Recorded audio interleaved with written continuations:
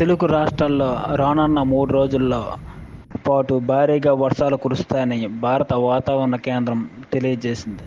బంగాళాఖాతంలో ఈ నెల 29న ఏర్పడే అల్పపీడనం కారణంగా ఏపీలో 29 నుంచి వర్షాలు పడతాయని విపత్తు నిర్వహణ సంస్థ ప్రకటించింది.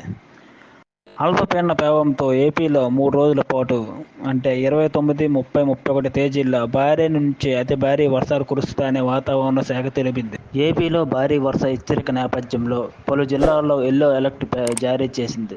ముఖ్యంగా విజయనగరం, అల్లూరు సీతారామరాజు, అనకాపల్లి జిల్లా, కాకినాడ, కోనసీమ, ఉభయ గోదావరి, కర్నూలు, బాపట్ల జిల్లాల్లో భారీగా వర్షాలు కురుస్తాయని అధికారులు హెచ్చరించారు.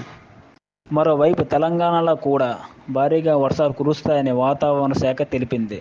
3 రోజుల పాటు కుండపోత వర్షం కురుస్తుందని పేర్కొన్నారు.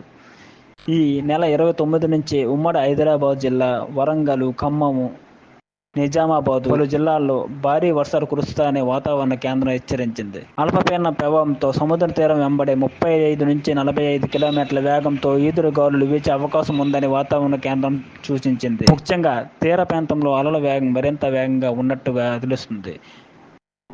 కృష్ణా తీరంలోని నాచుగుంట్ల నుంచి పెద్దగుళ్లపాలెం వరకు అతి వేగంతో అలలు వచ్చే అవకాశం ఉన్నట్టు వాతావరణ కేంద్రం హెచ్చరించింది. మీకు మా ఛానల్ నచ్చితే లైక్ చేయండి.